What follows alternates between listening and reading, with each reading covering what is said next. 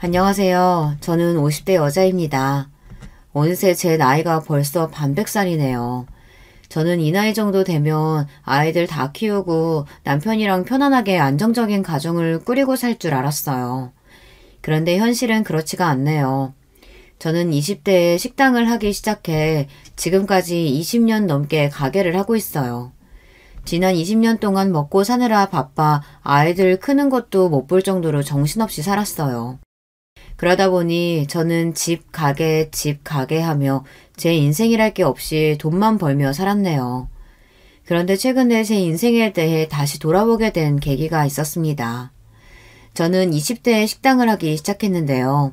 젊은 나이에 쉽지 않은 결정이었지만 저에게는 선택권이 없었습니다. 당시에 부모님께서 뉴스에 나올 정도로 컸던 사기 사건의 가해자로 연루돼서 집안이 풍비박산이 났거든요. 부모님은 잘 알지도 못하면서 사기꾼에게 속아 바지 사장을 했어요. 사건이 커지자 결국은 부모님이 다 책임을 떠안게 됐죠. 당시에 이미 부모님 두 분이 다 구치소에 수감된 상태라 모든 문제를 저 혼자 해결해야 했습니다. 얼마 되지도 않는 집까지 팔아 어떻게든 해결해 보려고 했지만 턱도 없었어요. 저는 빚쟁이들에게 쫓기다 외삼촌 집에까지 가 있었는데요. 어떻게 알고 빚쟁이들이 거기까지 몰려들었어요. 그 당시에 제 곁에 외삼촌이 없었다면 저는 지금 어떻게 됐을지 몰라요. 결국은 외삼촌의 도움을 받아 빚의 일부를 해결하기는 했지만 이미 재판에서 부모님이 형까지 받게 된 상황이라 부모님은 감옥에 다녀야 했어요. 그때만 생각하면 지금 저는 아직도 가슴이 떨려요. 세상에 혼자 남겨지게 된 것 같아 너무 무섭고 정말 죽고 싶었거든요. 여기까지 들으셔도 제가 어떻게 살았을지 대충 짐작하시겠지만 저는 썩 평범하지 않은 학창시절을 보냈습니다. 태어났을 때부터 집안 형편이 좋지 않았습니다. 저는 그런 우리 집이 너무 싫어 줄곧 방황하며 지냈어요. 남들보다 사춘기가 길게 왔는지 저는 학창시절 내내 그렇게 부모님을 싫어했어요. 성인이 되어서도 마찬가지였습니다. 돈이 없어서 가난한 건 그렇다 치더라도 저희 부모님은 부모로서 존경할 부분이 하나도 없는 분들이었어요. 부모님 두 분은 시작부터가 엉망이었어요. 둘 다 젊어서 다단계를 하다가 만났다고 하더라고요. 나중에 다단계라는 걸 알고 둘 다 빠져나와 결혼하고 저를 낳고 사셨습니다. 그런데 두 분 다 정상적인 직장 생활을 해본 적이 없다 보니 경제적으로 힘들었대요. 아버지는 도대체 뭘 하고 다녔는진 모르지만 그냥 여기저기 돈이 되는 일만 있으면 따라다니셨어요. 집에 들어오지도 않으셨고요. 어머니도 아버지와 다르지 않았습니다. 화장품, 방문 판매 같은 걸 하시면서 돈을 벌기는 했지만 저를 전혀 돌보시지 않았어요. 아침이면 달걀 딱 하나 붙여서 저에게 먹으라고 주고 알아서 학교를 가라고 하셨어요. 저는 학교가 끝나고 집에 돌아오면 항상 혼자였습니다. 가끔 식당을 하느라 바쁜 외삼촌이 들려 밥도 해주고 용돈도 주시면 그렇게 좋았어요. 그래서 그런지 저에게는 부모님에 대한 기억보다 외삼촌과의 추억이 많아요. 외삼촌은 자주 보러 오진 못했어도 올 때마다 저를 애틋하게 생각하고 따뜻하게 대해주셨으니까요. 그리고 제 인생에 위기가 찾아올 때마다 외삼촌이 도와줬어요. 부모님이 감옥에 갔을 때도 제가 아무것도 하지 않고 집에 처박혀만 있는데 저를 세상 밖으로 꺼내주셨습니다. 많이 힘들겠지만 그렇다고 이렇게 넋을 놓고 있으면 어떡해. 사람이라는 게 다 먹고 살자면 사는 건데 일어나. 먹고 살려면 일을 해야지. 내가 이제 와서 무슨 일을 해요. 사기꾼 부모한테서 큰애 나 같은 애를 누가 써주겠어요. 어허, 이놈 봐라. 누가 써주긴 누가 써줘. 내가 써주지. 삼촌이 어엿한 식당 사장인데 우리 조카가 할 일이 없겠어? 내일부터 가게로 나와. 삼촌이 다 가르쳐 줄 테니까. 그 코딱지만한 가게에 내가 할 일이 뭐가 있어요. 삼촌 혼자 먹고 살기도 힘들면서. 됐으니까 그냥 가세요. 당시에 저는 삐뚤어져도 한참 삐뚤어져 있었습니다. 외삼촌이 저를 얼마나 걱정하시는지 알면서도 말이 곱게 나오지를 않았어요.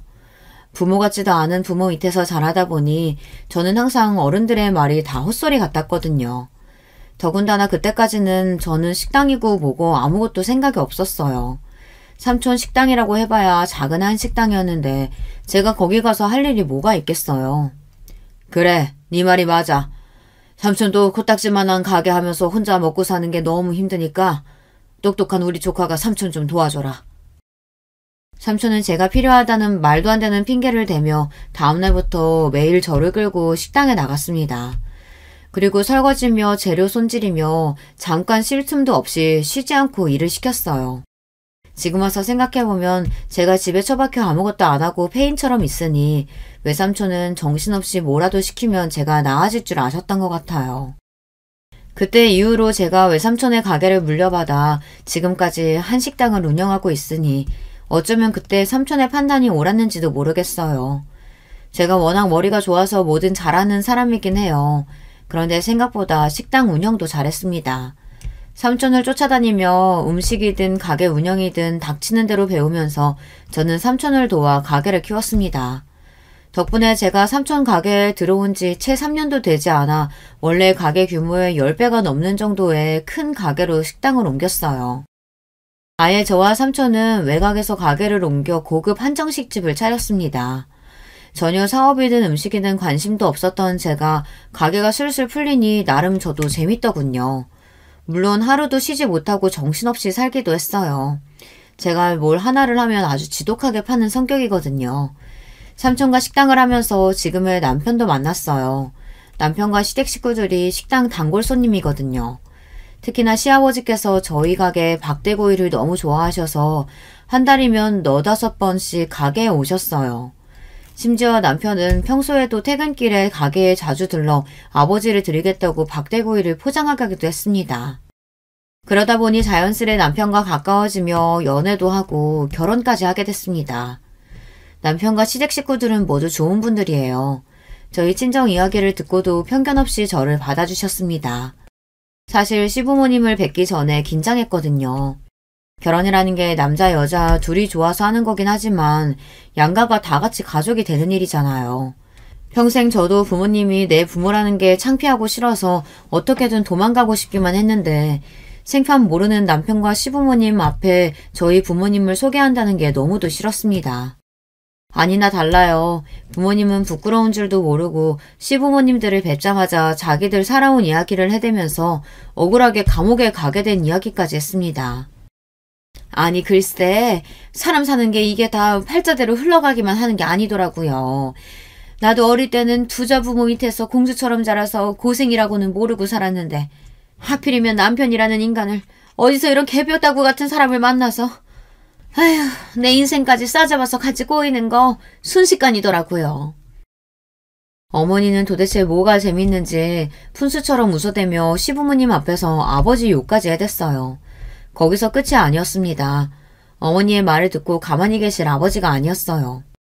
이 옆에 내가 말하는 꼬락선이 봐. 나도 너 같은 여자 안 만났으면 지금 이 모양 이 꼴로 살지는 않았어. 저희 친정 부모님은 감옥에 다녀오고 나서도 정신을 못 차렸어요. 오히려 자신들이 억울하게 누명을 쓰고 감옥에 다녀왔다는 사실에 분노하며 그전보다 더 엉망으로 살았습니다. 수준이 얼마나 낮은지 그 와중에 감옥에서 만난 사람들과 어울려 다니며 매일 크고 작은 사고를 치는 바람에 저와 외삼촌이 그 뒤치다꺼리를 다 해야 했습니다. 말이 뒤치다꺼리지 사고치고 다니는 수습을 해주는 것도 자꾸 반복되니 저나 삼촌이나 너무 힘들었어요. 그런데 이제는 제 결혼까지 파투내려고 하니 기가 막히더군요. 이 자리가 지금 어떤 자리인 줄 알고 그런 쓸데없는 소리를 하고 있어. 아이고 사돈 죄송합니다. 제 동생이랑 매제가 워낙 물색이 없는 사람들이라 이렇게 속에 있는 말을 감추지를 못해요. 제가 대신 사과드릴 테니 너그럽게 좀 이해해 주세요. 외삼촌이 아니었다면 저는 결혼도 못했을 수 있어요. 시부모님이나 남편이나 오랫동안 가게 단골이다 보니 외삼촌의 훌륭한 인성은 진작부터 알고 계셨습니다.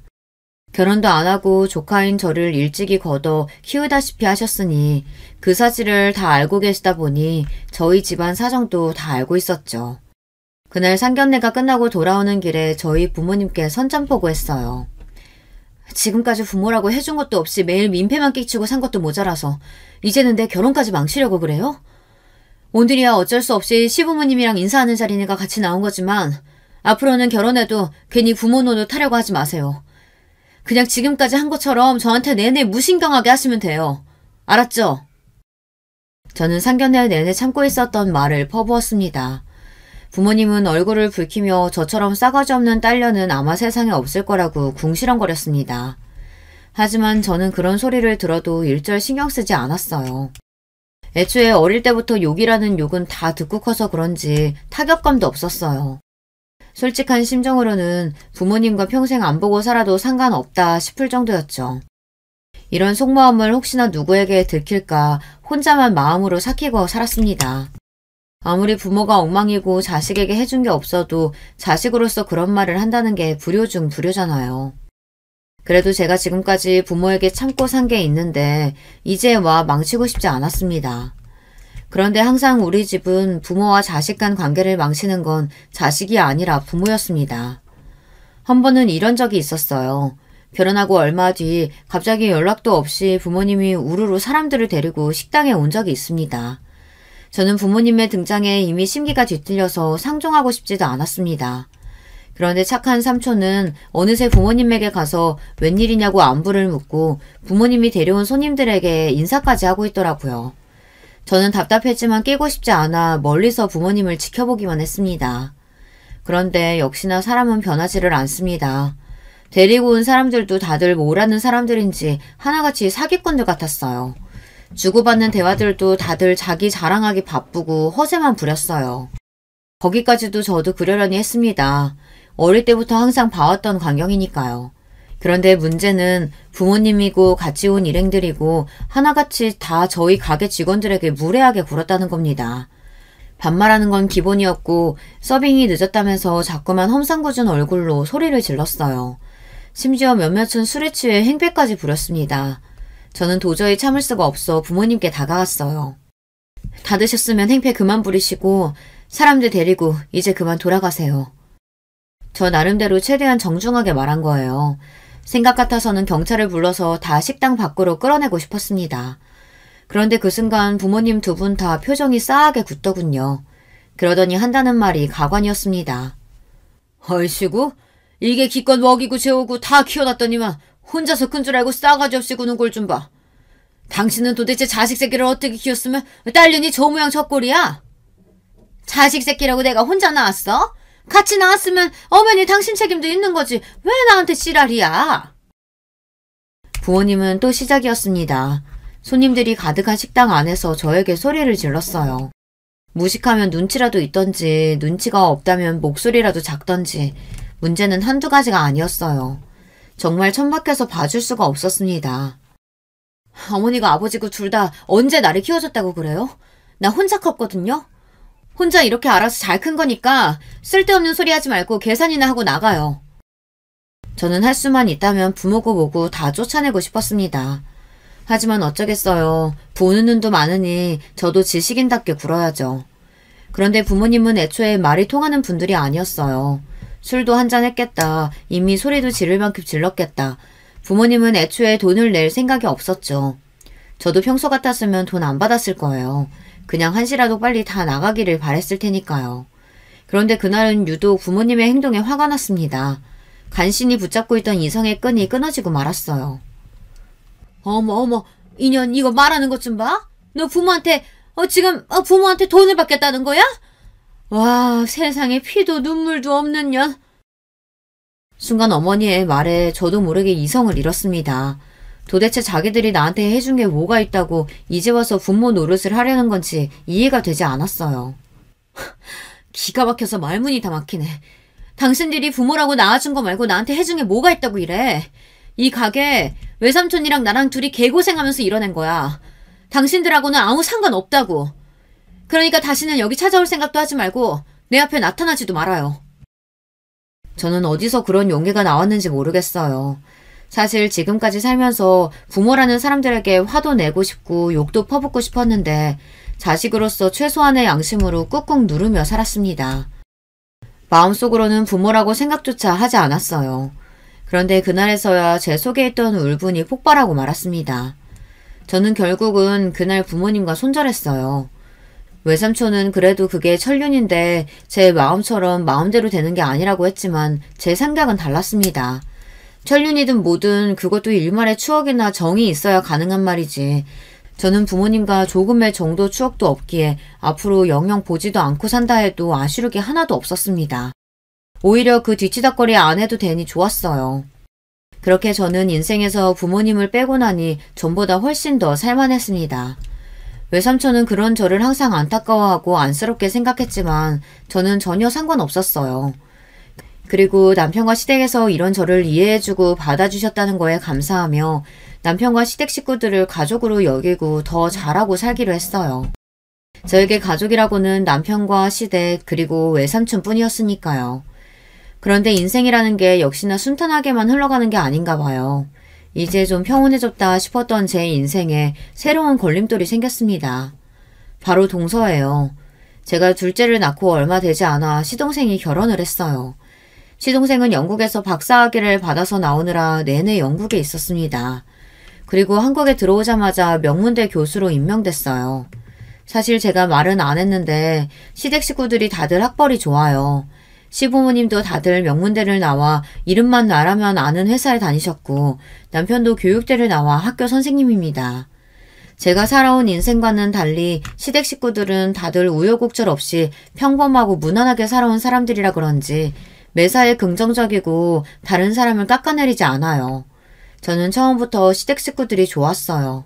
저처럼 조건도 좋지 않고 부족한 사람을 무시하거나 홀대할 수도 있는데 시댁 식구들은 다들 잘 대해줬거든요. 오히려 저와 외삼촌을 대단하게 생각해주고 존중해줬습니다. 그런데 새로 들어온 동서는 그렇지 않았습니다. 동서는 시동생하고 소개팅에서 만나 결혼했어요. 동서는 직업이 의사예요. 원래 의대를 나온 건 아니었는데 대학에 들어가고 나서 너무 의사가 되고 싶어 다시 수능을 봐서 지방 의대에 들어갔습니다. 남들보다 조금 늦게 의사가 돼서 그런지 동서는 나이를 먹고도 자기 학벌과 직업에 자부심이 굉장해요. 제가 오랫동안 장사를 하다 보니 사람을 처음 보면 웬만하면 그 사람 성격을 알거든요. 저는 동서를 처음 만났을 때부터 좀 불편했습니다. 사람을 볼 때마다 무례하다 싶을 정도로 꼬치꼬치 묻고 자꾸만 제 앞에서 자기 잘난 척을 했어요. 처음 만났을 때부터 그랬습니다. 동서와 시동생이 결혼하기 전에 동서와 저는 저희 가게에서 처음 만났어요. 시동생의 가게에 밥을 먹으러 왔는데 옆에 있는 여자를 여자친구라며 제게 소개하더라고요. 당시에 제가 조금 바빴어요. 다른 지역에 분점을 내기로 해서 직원들과 회의하느라 정신없이 바빴죠. 그래서 잠깐 인사만 하고 따로 이야기를 많이 나누지는 않았습니다.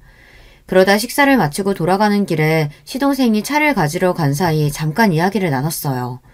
그런데 저는 아직도 그때 동서와 나눴던 대화가 잊혀지지를 않습니다. 의사라더니 생각보다 좀 특이하다고 느꼈거든요. 얻어먹으러 온 건 아닌데 계산을 안 받으셔서 괜히 죄송하네요. 제가 원래 어디 가서 밥 얻어먹고 다니는 사람이 아니거든요. 나중에 병원 동료들이랑 한번 와서 많이 팔아드릴게요. 시동생이랑 여자친구이니 저는 당연히 계산을 안 받았습니다. 그런데 동서는 아무래도 마음이 쓰였는지 저에게 따로 와서 인사를 하더라고요. 아니에요. 앞으로 가족이 될지도 모르는 사이인데 언제든 오면 제가 밥은 대접할 수 있죠. 에이, 얘기 들어보니까 요즘 자영업자들 다 힘들다고 난리던데. 그렇게 장사해서 언제 돈 벌겠어요? 원래 장사는 있는 사람들 상대로 장사해야 안 망하는 거예요. 제가 주변에 아는 병원 교수님이나 의사 동료들한테 홍보 많이 할게요. 기분 탓인지 몰라도 동서는 저보다 나이도 훨씬 어린데도 뭔가 자꾸 저를 가르치려는 것처럼 말하는 것 같았어요. 그날은 저도 잠깐 만나 이야기를 나눈 정도이니 그냥 그러려니 하고 고맙다고 하고 넘어갔습니다. 사람을 잠깐 보고 어떻게 다 판단하나 싶어서요. 그런데 기분 탓이 아니었습니다. 동서는 저와 잘 맞지 않았어요. 사실 맞지 않는 정도가 아니라 불쾌할 때가 많았습니다. 한 번은 그런 적이 있었어요.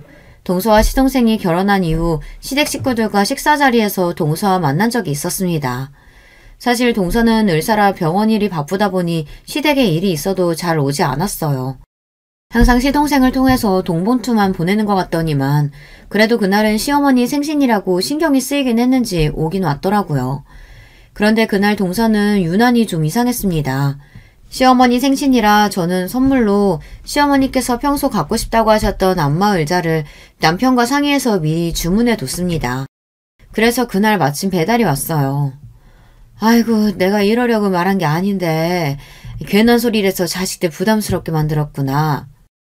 저도 시어머니께서 그 정도로 좋아하실 줄은 몰랐는데 안마의자를 보시고 너무 좋아하시더라고요. 저와 남편은 잘했다 싶어서 뿌듯해하고 있었습니다. 그런데 그 모습을 보고 동서가 약간 빈정이 상했나 봐요. 어머니께서 안마의자 이야기하셨으면 저한테도 미리 귀뜸해 주시죠. 그랬으면 저도 같이 했을 텐데. 형님 그렇게 안 봤는데 은근 여우세요. 형님 혼자 어머니 사랑 독차지하고 싶으셨어요? 동서는 실실 웃으면서 말했지만 그 말 속엔 뼈가 있는 것 같았습니다. 동서가 언제 시댁에 일 있다고 얼굴 비춘 적이 있어야 말이지. 매일 얼굴은 보지도 못하고 돈 봉투만 보내는데 내가 동서한테 상의할 시간이 어딨어. 저도 어디 가서 당하는 성격은 아니에요.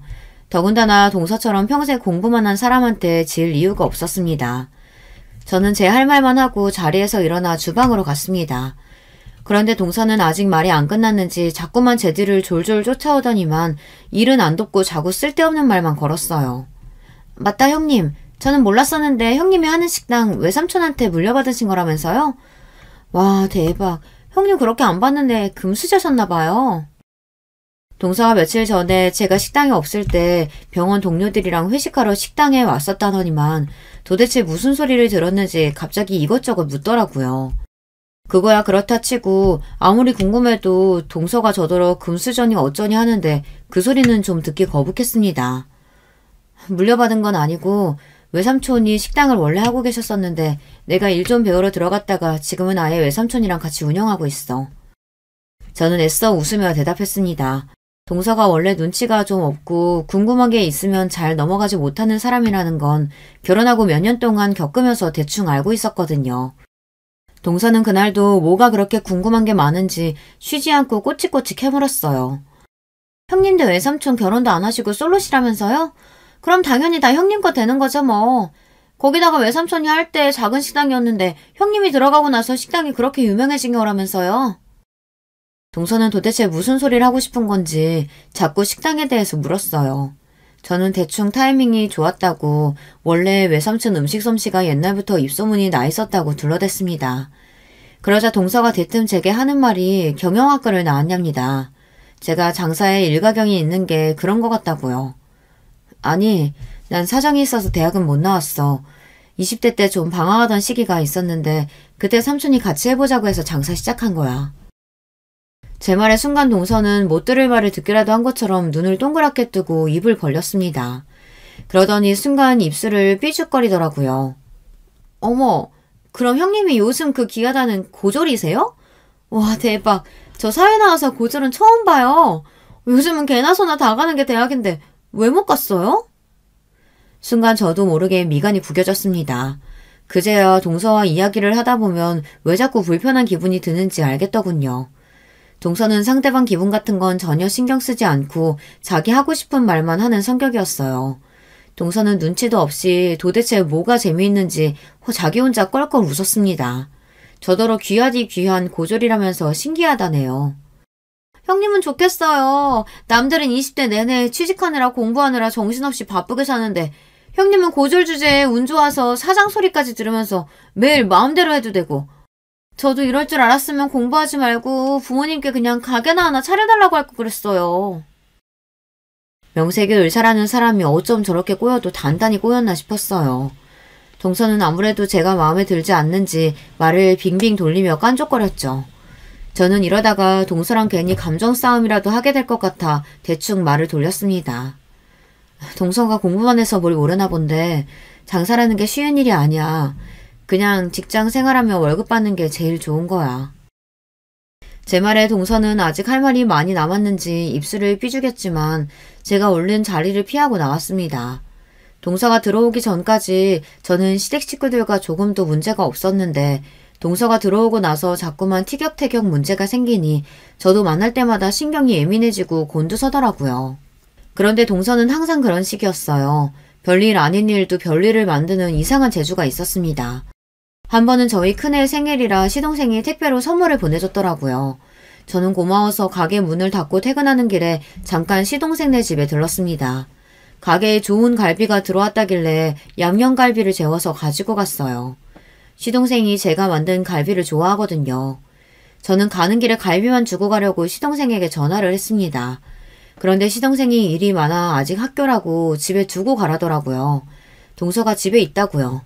저는 동서만 있는 집에 가기 좀 껄끄러웠지만 그래도 후다닥 갈비만 주고 가야겠다 싶어 동서내에 들어갔습니다. 그런데 동서가 자다가 깼는지 얼굴이 푸석한 게 별로 안 좋더라고요. 저는 그런 동서가 걱정되어 동서에게 일이 많냐고 한마디 했습니다. 그런데 동서가 본인이 기분이 안 좋았는지 굳이 안 해도 될 말을 하더군요. 뻔히 바쁜 거 알면서 피곤해 죽겠는데 이 시간에 뭐하러 이런 건 가지고 오세요. 갈비야 먹고 싶으면 그냥 사 먹으면 되는 건데. 순간 제가 못 올 때라도 온 줄 알았습니다. 아무리 피곤하고 귀찮아도 사람이 다 생각해서 가져다 준 건데 꼭 이렇게 사람을 앞에 두고 무한하게 해야 하나 싶어서요. 동서 피곤한데 내가 괜히 귀찮게 했나 보네. 미안해. 이거 그냥 냉장고에 넣어뒀다가 내일 먹어. 나 그만 갈게. 저는 민망해서 말도 잘 나오지 않았습니다. 그래서 후다닥 동서네 집에서 나오려고 했어요. 그런데 그때 동서가 뒤에서 중얼거리는 게 들리더군요. 이래서 사람이 가정교육을 잘 받아야 하는 건데 부모가 사기꾼이니 뭘 보고 했겠어? 순간 저는 제 두 귀를 의심했습니다. 정말 동서가 제게 한 말이 맞나 싶어서요. 저는 휙 몸을 돌려 동서를 쏘아봤습니다. 동서, 지금 나더러 들으라고 한 말이야? 사기꾼이라니. 동서가 뭘 한다고 감히 나한테 마음대로 떠들어. 얼마나 화가 나는지 저도 모르게 눈물까지 눈동자에 왈칵 차올랐습니다. 제가 살면서 제일 듣기 싫었던 소리가 바로 가정교육을 못 받았다는 소리를 듣는 거예요. 어려서부터 매일 사고만 치는 부모님 아래에서 크다 보니 주변 어른들에게 별의별 소리를 다 들으며 자랐습니다. 부모가 저 모양이니 너는 정신 똑바로 차리고 살아야 한다부터 네가 잘못하면 이게 다 부모를 닮아서 그런다 소리를 듣는 거니 조심하라고들 했죠. 듣자하니 형님네 친정 부모님 사기죄로 감옥도 갔다 오셨다면서요? 아, 소름 끼쳐. 자식도 있는 분들이 도대체 어떻게 사셨으면 감옥에 가요? 동서는 자기 팔짱까지 끼고 거만하게 저를 아래로 내려다봤습니다. 순간 저는 너무 기분이 상해서 하마터면 동서 머리끄댕이로도 잡을 뻔했어요. 저는 애써 이성을 붙들고 크게 한숨을 내쉬었습니다. 동서, 내가 정말 마지막으로 경고하는 건데 그 입 좀 조심해. 한 번만 더 내 앞에서 선 넘었다간 절대 그냥 안 넘어가. 알았어? 저는 동서고 뭐고 다 뒤집어버리고 싶었지만 간신히 참았습니다. 그리고 그날 집에 돌아오면서 혼자 얼마나 울었는지 몰라요. 다른 사람도 아니고 동서에게 그런 모욕적인 소리를 들었으니 너무 수치스럽고 속상했습니다. 그리고 한 가지 깨달았어요. 동서와 저는 아무리 노력해도 절대 가까워질 수 없는 관계라는 걸요. 그로부터 얼마 뒤 어느 날이었습니다. 제가 식당에서 바쁘게 마감을 하고 있는데 늦은 시간에 동서가 식당에 왔어요. 그것도 병원 동료들을 잔뜩 데리고 왔더라고요. 그런데 동서와 일행들에게 술 냄새가 지독하게 났습니다. 알고 보니 이미 회식을 하고 술에 잔뜩 취한 상태더라고요. 형님, 제가 오늘 병원 식구들이랑 회식했는데 너무 기분 좋게 마셔서 2차는 제가 쏘겠다고 일부러 멀리까지 다들 데리고 왔어요. 자, 잘했죠? 동서는 지난번 일은 까마득하게 잊었는지 저에게 친한 척 제 팔짱까지 끼며 애교를 부렸습니다. 저는 동서에게 아직 감정이 많이 남아있는 상태였지만 애써 표정 관리를 했어요. 주변에 동서 병원 동료들도 있는데 쪼잔하게 티내고 싶지 않아서요. 동서, 연락을 좀 먼저 해주지 그랬어. 멀리서 와줬는데 어쩌지?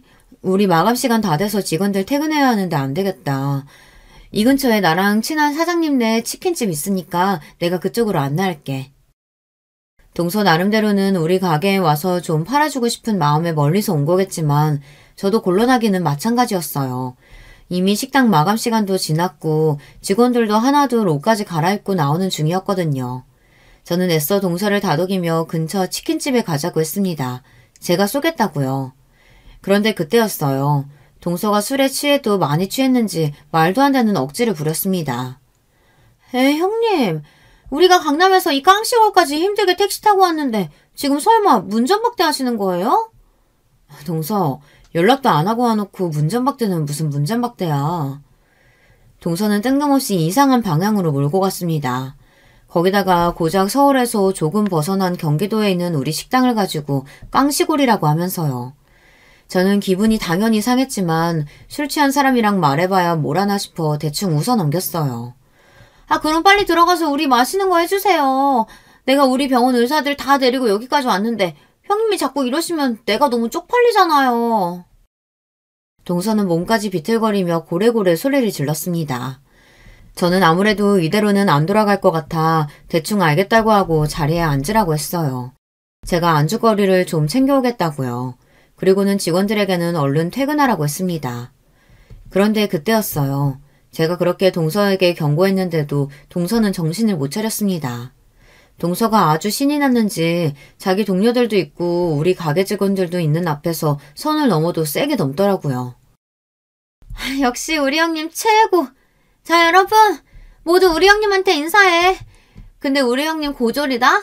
다들 고졸 본 지 오래됐지? 나 사회 나와서 고졸 처음 본다니까? 너무 신기해! 순간 식당 안에는 정막이 흘렀습니다. 저도 저지만 동서 주변에 있던 동료들까지 당황한 눈치였어요. 그런데 그 순간 정적을 깨고 가게 직원들이 배까지 잡으며 깔깔 웃어댔어요. 어머, 우리 사장님 동서분이라더니만 아무것도 모르시네요? 우리 사장님 사시도 합격한 사람인데요? 그런 대단한 사람한테 그깟 대학 안 나온 거 가지고 무슨 소리 하시는 거예요? 직원들은 동서의 말이 어이가 없다는 듯 혀까지 끌끌 찼습니다. 그러게, 우리 사장님 사시 합격하고 연수원을 못 들어가서 그렇지 사시 합격할 때 차서까지 한 사람이라고 왕 사장님이 아주 입이 마르게 자랑하셨잖아요. 그래, 그래서 우리 아버지 사기당할 뻔할 때도 사장님이 도와주셨잖아. 아는 변호사도 소개해주고. 아휴, 다들 퇴근이나 하라니까 뭘 다 지난 이야기들을 하고 그래. 얼른들 가요. 저는 괜히 민망해서 직원들에게 그만하고 돌아가라고 했습니다. 그런데 사실 저도 놀랐어요. 나이가 들어서 저도 까마득하게 잊고 있었는데 맞아요. 제게 그런 일이 있기는 했습니다. 제가 사법고시를 본 것도 모자라 합격까지 했었어요. 그것도 전체 차석으로 말이죠. 저도 그때 기억이 까마득한 게 벌써 20년도 넘은 일이네요. 아니, 형님, 이게 다 무슨 소리예요? 아휴, 너무 놀라서 술이 다 깨네. 동서는 이게 다 무슨 소리냐면서 눈을 동그랗게 떴습니다. 그러더니 술이 다 깼는지 제게 바짝 다가왔어요. 어머, 동서는 몰랐구나.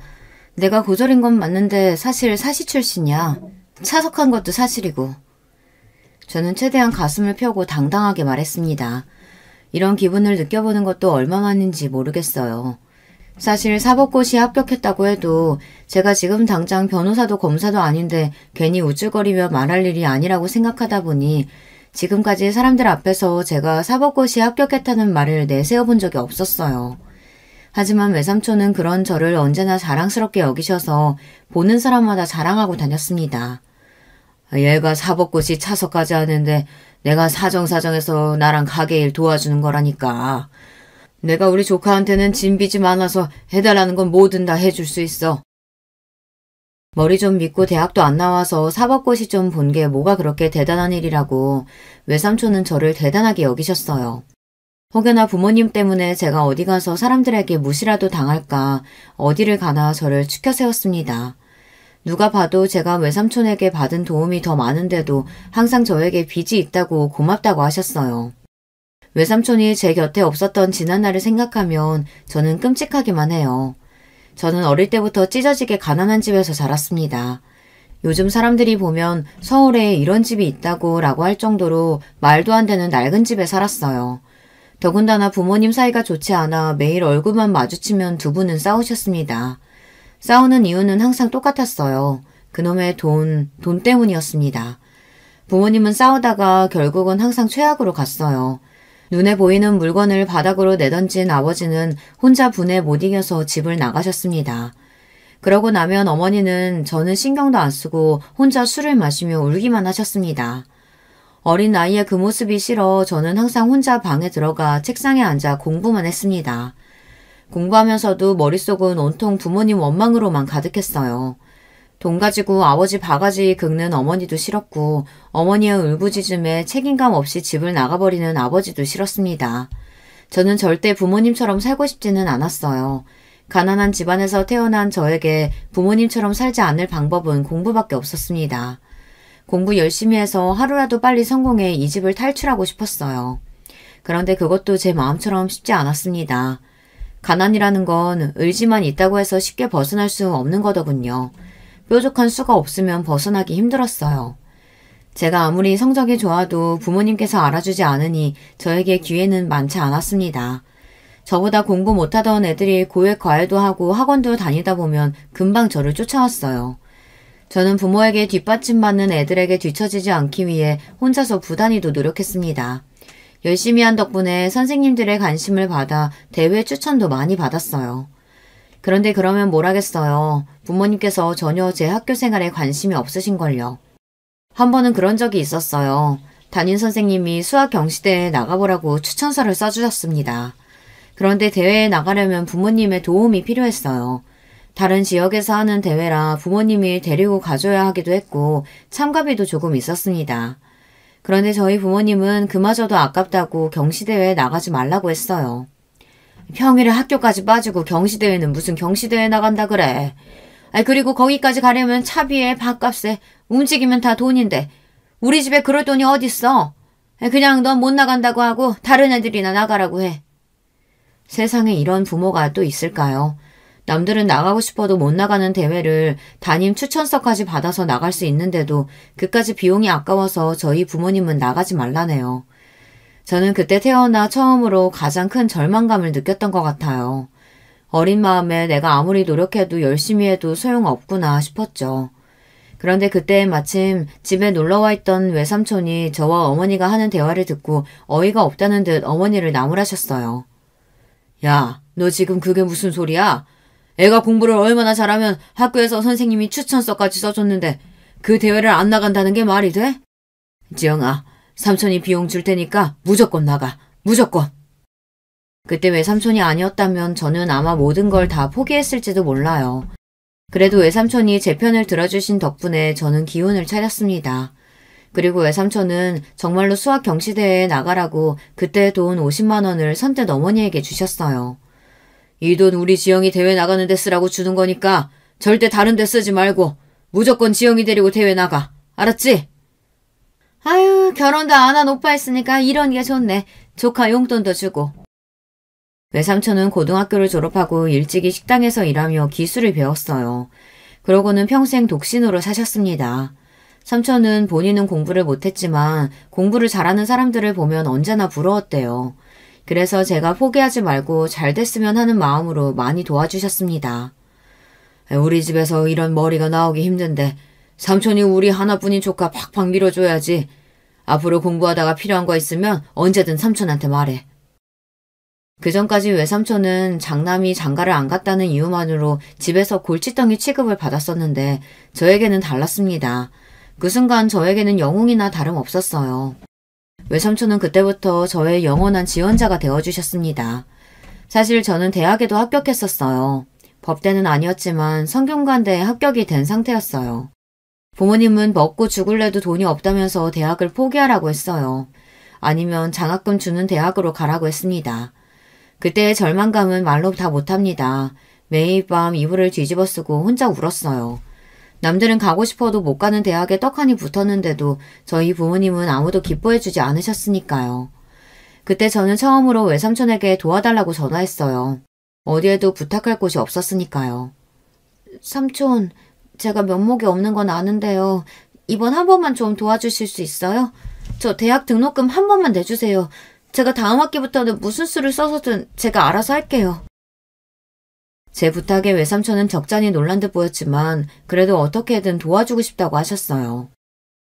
삼촌이 지금 당장은 그런 큰 돈은 없는데 며칠 내로 주변에서 금방 구해보마. 그러니까 절대 걱정하지 말고 기다리고 있어. 저는 몇 날 며칠 고민 끝에 외삼촌에게 힘들게 말한 거였어요. 그런데 저는 말을 해놓고도 내가 괜히 말을 했나 싶어 외삼촌에게 죄송했습니다. 결혼도 안 하고 혼자 식당하면서 사는 삼촌 사정 뻔히 다 아는데 제가 괜히 삼촌에게 부담을 주고 힘들게 한 것 같아서요. 며칠 뒤 말도 안 되는 일이 벌어지고 말았습니다. 등록금 낼 기간이 다 끝나가는데 외삼촌에게 연락이 없었어요. 저는 아무래도 삼촌도 돈을 구하지 못했나 싶어 대학을 포기하려던 참이었습니다. 서운하지도 않았어요. 사실 저를 낳아준 부모도 외면하는 일을 삼촌이 해준다는 게 말이 되지 않았으니까요. 그런데 등록금 납부일 마지막 날 저녁에 외삼촌에게 연락이 왔습니다. 대학 등록금 냈냐고요. 저는 돈이 없는데 어떻게 등록금을 내냐고 그냥 포기했다고 했습니다. 제 주제에 대학을 가봐야 뭐 하겠냐고요. 그러자 외삼촌께서 버럭 소리를 지르며 그게 도대체 무슨 소리를 하는 거냐고 오히려 화를 냈습니다. 내가 오늘 아침에 너희 엄마한테 돈 보냈는데 무슨 소리야? 너희 엄마 등록금 안 냈대? 그랬습니다. 외삼촌은 힘들게 여기저기 발품을 팔고 돌아다니며 제 등록금을 간신히 구해 당일 아침에 어머니께 연락했답니다. 등록금은 학생 보호자가 납부해야 하니까요. 그래서 삼촌은 돈을 구하자마자 곧바로 어머니 계좌로 붙였답니다. 저는 삼촌 말을 듣는 순간 불안했어요. 그리고 삼촌에게 저희 어머니에게 들은 말이 아무것도 없다고 전했습니다. 그러자 삼촌은 그날 밤 식당 문도 급하게 닫고 우리 집으로 왔어요. 그리고 그날 밤 어머니와 외삼촌은 대판 싸우셨습니다. 알고 보니 어머니가 중간에서 사고를 쳤더라고요. 삼촌이 보낸 돈을 홀라당 어머니가 마음대로 본인 빚을 갚는 데 써버렸습니다. 너 미쳤어? 아무리 돈이 없고 궁해도 그렇지. 어떻게 어미라는 년이 딸내미 대학 등록금을 네 맘대로 빚 갚는 데다 쓰면 어떡해? 내가 분명히 오늘까지 대학 등록금부터 내라고 했잖아. 지금 내가 거리에야 나앉게 생겼는데 전혀 대학 등록금이 문제야? 그리고 우리 집 사정에 제가 대학 들어가봐야 뭐가 달라져. 하루라도 빨리 정신 차리고 나가서 먹고 살 방법을 생각해야지. 그 순간 외삼촌은 제가 너무 불쌍해서 눈물이 다 펑펑 쏟아졌답니다. 본인은 결혼도 안 하고 자식도 없지만 자기 뱃속으로 낳아놓고도 세상에 어떻게 저런 부모가 다 있나 싶었대요. 삼촌은 제가 너무 불쌍하고 안쓰럽다는 말만 밤새도록 하다가 무슨 생각이 드셨는지 갑자기 저에게 짐을 싸라고 했습니다. 그때 저는 집을 나와서 외삼촌과 살기 시작했어요. 외삼촌이 본인이 돈만 있으면 어떻게든 대학에 보내고 싶다고 했지만 저는 괜찮다고 했습니다. 부모님에게서 벗어나 살게 해준 것만으로도 감사하다고요. 그래서 그 이후 제가 사법고시를 준비했던 거예요. 외삼촌이 제 머리가 아깝다고 사법고시 시험이라도 해보라고 했거든요. 그때부터 저는 2년 정도를 외삼촌 밑에서 지내며 꼼짝없이 공부만 했습니다. 삼촌이 대단한 게 제 고시 뒷바라지를 혼자 다 해줬어요. 덕분에 시험도 단번에 붙었습니다. 제가 사법고시에 합격한 날 저녁 삼촌과 저는 둘이 끌어안고 얼마나 오랫동안 울었는지 몰라요. 그런데 제 발목을 잡은 게 바로 저희 부모님이에요. 부모님이 둘 다 같이 사기죄로 기소가 되고 감옥에 들어가는 바람에 제 사법고시 합격이 번복되었어요. 그래서 제가 그때 어느 때보다 힘든 시기를 보냈던 거예요. 물론 그때도 외삼촌 덕분에 가장 힘든 시기였던 시기를 잘 넘겼지만요. 저에게 있어 삼촌은 그냥 삼촌이 아니고 제 인생의 은인이었습니다. 저를 사법고시까지 보게 해준 것도 저에게 식당을 물려주신 것도 다 삼촌이니까요. 외삼촌이 없었다면 아마 지금의 저는 없었을 거예요. 아참, 동서는 어떻게 됐냐고요? 제가 세상에서 제일 사랑하는 우리 삼촌 이야기를 하다 그만 중요한 걸 깜빡 잊었네요. 제가 성균관대에 합격했었다는 것도 사법고시에 차석으로 합격했었다는 사실도 동서가 모두 알게 된 날 이후 동서는 저를 대하는 태도가 180도 달라졌어요. 매일 그렇게 제 앞에서 개념 없이 무시하고 잘난 척 고고한 척을 하더니만 이제는 제 앞에서 말도 조심하고 저를 좀 어려워하는 것 같아요. 역시 뭘 해도 되는 사람은 다 되는 건가 봐요. 형님은 공부도 잘해. 그 어렵다는 사실도 척척 붙어. 거기다가 사업까지 잘하시고. 형님은 도대체 부족한 게 뭐예요? 정말 너무 부러워요. 심지어 만날 때마다 너무 아부를 떨어서 제가 민망할 정도입니다. 거기다가 그 이후에 병원 동료들을 가게에 데리고 와서 저를 다시 소개했어요. 다들 인사해요. 여기 우리 형님인데 사법고시 차석 출신에다가 식당을 2개나 운영 중이신 대단하신 분이에요. 아, 거기다가 최근엔 세무사까지 되셨다니까요? 우리 형님 너무 멋지죠? 동서 때문에 마음 상했던 시간도 있었지만 저는 이제 마냥 동서가 귀여워요. 사실 동서도 동서지만 그로 인해 저도 많이 달라졌거든요. 사실 그날 직원들이 말할 때까지 제가 사시에 합격했었던 그 행복한 시간을 까마득하게 잊고 살고 있었어요. 사는 게 너무 바빠서요. 그 순간에서야 제가 너무 가족만 생각하고 사느라 나의 꿈이며 인생은 뒷전으로 생각하고 산 것 같아 저도 후회가 많이 됐습니다. 덕분에 그날 이후 저는 마음속으로만 꽁꽁 숨겨두었던 새로운 도전을 시작했어요. 사실 식당 일이야 제 의지와 상관없이 돈만 생각하고 시작한 일이었어요. 저는 어려서부터 공부를 잘했기에 머리를 쓰면서 하는 일을 하고 싶었습니다. 하루 종일 책상에 앉아 서류를 보며 일하는 사무직이 멋져 보였어요. 저는 그 어떤 것보다 공부하는 게 적성에 가장 잘 맞았거든요. 그때의 추억을 더듬어 저는 식당을 남편에게 맡기고 제 2의 인생을 살아보기로 했습니다. 저는 세무사 시험에 도전해 얼마 전에 최종 합격했어요. 혹시나 안 될까봐 가족들한테도 말도 안 하고 준비했었는데 단번에 붙어서 다행이었습니다. 사실 다행인 정도가 아니라 날아갈 듯이 기뻤습니다. 이 나이에 뭔가 도전해서 이뤄냈다는 게 스스로 너무 뜻깊었어요. 저는 최근 동네 세무사 사무실에 취업해서 일을 배우고 있습니다. 평생 장사만 하던 제 인생의 첫 직장이었어요. 나이도 있고 사회 경험도 많지 않으니 분명 힘들고 지칠 때가 있겠지만 그래도 늦지 않게 해보고 싶었던 일에 도전할 수 있어서 너무 뜻깊고 좋아요. 요즘처럼 아침에 일어나는 게 기대되고 즐겁게는 살면서 처음입니다. 어쩌면 이게 다 동서 덕분인지 모르겠어요. 동서가 매번 저를 무시한 덕분에 저도 새로운 자극을 받았으니까요. 저는 현재 어느 때보다 가장 행복합니다. 이런 저의 새로운 인생 이막 응원하는 글 댓글로 남겨주시면 읽어보고 기운내서 더 열심히 해볼게요. 여러분들께서도 하고 싶은 게 있으시다면 나이 좀 들었다고 주저하지 마시고 저처럼 한번 더 도전해보시길 바랄게요. 지금까지 저의 인생 이야기 들어주셔서 감사합니다. 여러분의 가정도 항상 편안하시길 바랄게요. 여러분, 여러분에게 가장 소중한 인간관계는 무엇인가요? 제게 가장 소중한 인간관계는 바로 가족이었습니다. 가족이야말로 가장 소중하고 믿을 수 있다고 생각했죠. 하지만 지금은 모든 관계를 다 정리하고 혼자 살고 있습니다. 이야기를 시작하려고 하니 어디서부터 시작해야 할지 막막하지만 하나씩 풀어내보겠습니다. 남들은 한창 인생을 즐길 나이라는 20대에 저는 회사에 입사해 일에 인생을 다 걸고 살았습니다. 그 이유는 바로 집안의 빚 때문이었죠. 저는 열심히 일해서 돈을 많이 벌어 얼른 빚을 다 갚고 싶었기에 쉬는 날 없이 일에 매진했습니다. 그렇게 10년 넘게 일했나요? 앞만 보며 달리니 어느새 빚도 다 갚았고 남들이 부러워하는 위치까지 올라갈 수 있었습니다.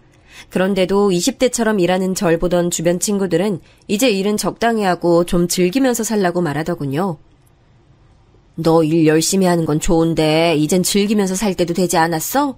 그렇게 일만 하다간 너 나중에 놀고 싶어도 못 논다. 그때 저는 친구들의 이야기를 듣고 많은 생각이 들었습니다. 이제는 빚도 없고 친구들 말처럼 즐길 때가 되지 않았나 싶었죠. 저는 얼마간 고민하다가 더 늦기 전에 좋은 인연을 찾아보기로 마음먹었습니다. 제 나이 30대쯤 이 나이에 인연 만들기에는 동호회만 한 게 없다는 말을 듣고 저는 들어갈 만한 동호회를 쭉 찾아봤습니다. 그리고 제 맘에 쏙 들고 가장 호평인 배드민턴 동호회에 들어가게 됐죠. 그리고 전 거기서 이제는 전 남편이 된 남편을 처음으로 만났습니다. 남편의 외모는 좋게 말하면 맵시 좋고 깔끔한 인상이었고 나쁘게 말하면 기생오라비 같은 얼굴이었어요. 하지만 성격은 얼굴이랑 다르게 남자답고 화통했어요. 덕분에 동호회에서 남편의 인지도는 꽤 높은 편이었죠. 그 때문인지 동호회의 여성 회원들도 남편에게 호감을 표시하는 일이 비일비재했습니다. 게다가 남편의 얘기를 듣다 보니 동호회 밖의 인간관계도 괜찮고 자기 일도 열심히 하는 것 같더라고요. 저는 동호회 안팎으로 인기가 좋고 운동신경도 좋은 남편의 모습들에 자꾸 눈길이 갔습니다. 그래서 남편이 다른 사람들의 대시를 받고 있다는 걸 알고 있었음에도 제가 먼저 몇 번이나 남편에게 직진으로 다가갔죠. 저와 남편은 나이도 동갑이었고 저도 어디서 호감형이란 말을 많이 들어 조금이나마 자신이 있었습니다만 역시나 인기가 많은 남편은 제게 별로 관심이 없더라고요. 그래서 이 사람은 나한테 아예 관심이 없는 거구나 싶어서 남편을 향한 관심을 접으려고 했습니다. 그런데 웬걸 제가 남편에게 관심을 끊자 그때부터 되려 남편이 제게 저돌적으로 다가오는 거 아니겠어요? 동호회에서 다른 남자 회원들이 아직 초보인 저를 도와주기 위해 손을 내밀면 냉큼 다가와 자신이 대신해주겠다면서 호들갑을 떠는 거예요. 그 모습을 보고 있자니 웃기기도 하고 아니면 남의 연애를 회방을 놓으려는 심보인가 싶어 몇 번 이리 흥 저리 흥 하다가 어느 날 여느 때와 다름없이 절 도와주려 다가온 남편에게 물어봤습니다. 동석 씨, 저한테 관심 없지 않았어요? 근데 왜 자꾸 저 도와줘요? 맞아요. 저 최희 씨 딱히 좋아하지 않아요. 그런데 채희 씨 손을 다른 남자가 잡는 걸 보면 참을 수가 없어서 자꾸 돕게 되네요. 잡아둔 물고기가 빠져나가려고 하니까 급해진 게 아니고요. 듣고 보니 괘씸한 심보다 싶어 던진 농담에 남편 얼굴이 어찌나 빨개지던지요. 남편은 새빨갛게 붉어진 얼굴로 그런 게 아니라고 하더라고요. 아니긴 뭐가 아니냐고 티격태격하다가 남편 쪽에서 먼저 사실 절 좋아한다고 고백하더군요. 처음에 제가 먼저 대시했을 때 그렇게 다 거절해놓고 괘씸하긴 했는데 저도 좋아하는 마음이 있어서 그랬는지 그게 딱히 밉게 느껴지진 않더라고요. 그날의 대화를 계기로 저는 남편과 쭉 사귀게 됐습니다. 그러다 마음도 맞고 나이도 맞으니 자연스럽게 결혼까지 하게 됐죠. 결혼식을 올리고 난 뒤 저는 더는 동호회에 나가지 않았습니다. 애초에 사람도 만나고 인생을 한번 즐기며 살아볼까 싶어서 나간 동호회라서 남편을 만나니 자연스레 관심이 떨어지더군요. 남편은 아쉬워하는 눈치였지만 혼자서라도 꾸준히 동호회를 나갔습니다. 그것과 별개로 저는 남편과 결혼하고 바로 아이를 가질 계획이었습니다. 그런데 생각보다 아이가 잘 안 찾아오더군요. 그래서 남편과 같이 병원에 가서 검사도 받았습니다. 그런데 검사 결과가 좋지 않았어요. 제가 젊은 시절에 일하면서 몸을 많이 혹사해서 호르몬 불균형이 심하다고 하더군요.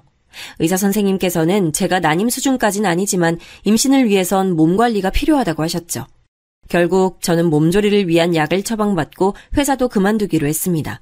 남편도 제게 자기 가게 수익으로 우리 둘 다 걱정 없이 먹고 살 수 있으니 이참에 푹 쉬면서 건강관리에 힘쓰라고 했죠.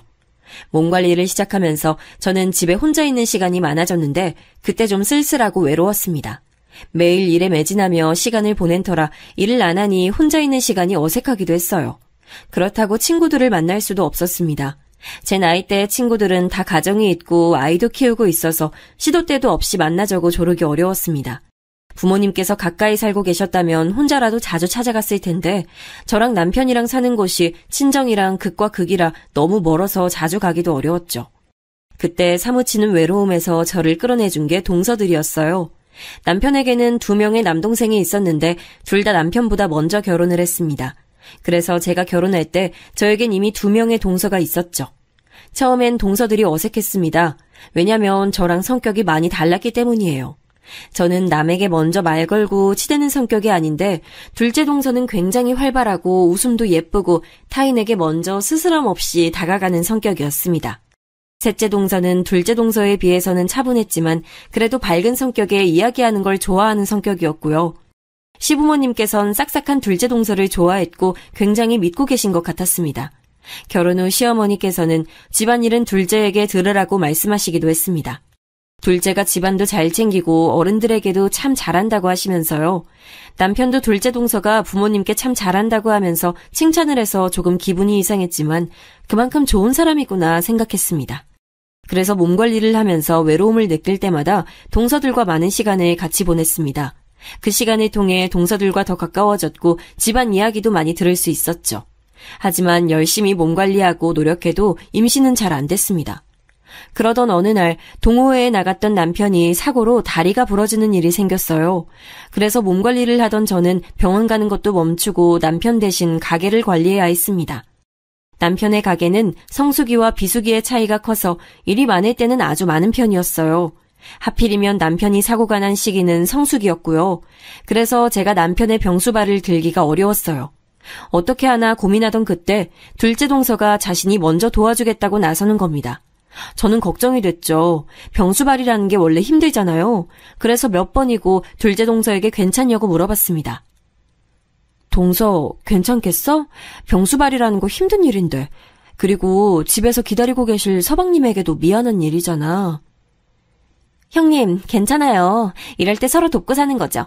남편한텐 제가 잘 말해둘게요. 자기 형 일인데 그이가 이해해주지 못할 리 없잖아요. 싹싹하게 대답하는 둘째 동서가 전 참 고맙더라고요. 둘째 동서는 제가 가게에 나가 있으면 하루 한 번 정도 와서 집안 청소도 해주고 반찬도 만들어 놓고 남편을 챙겨줬습니다. 가게가 바쁜 시기라 육체적으로 굉장히 고단한 시기였는데 그래도 동서가 집안일을 도와준 덕분에 잘 버틸 수 있었던 것 같아요. 그때는 앞으로 일어날 일도 모른 채 둘째 동서한테 정말 고마워하고 그랬습니다. 그 시기에 동서는 때때로 제가 퇴근할 때까지 집에서 기다리곤 했습니다. 그럼 전 퇴근하면서 야식 하나 포장해 와서 풀어놓고 남편과 동서랑 같이 맥주 한 잔씩 하면서 이야기를 하곤 했어요. 그러면 하루의 피로가 싹 풀리면서 행복이 밀려오는 걸 느낄 수 있었어요. 저는 평생 이런 행복이 쭉 이어질 줄 알았습니다. 그러던 어느 날 생각지도 못한 불행한 일이 생겼습니다. 셋째 서방님께서 갑작스럽게 돌아가신 겁니다. 병명은 급성 심근경색이었어요.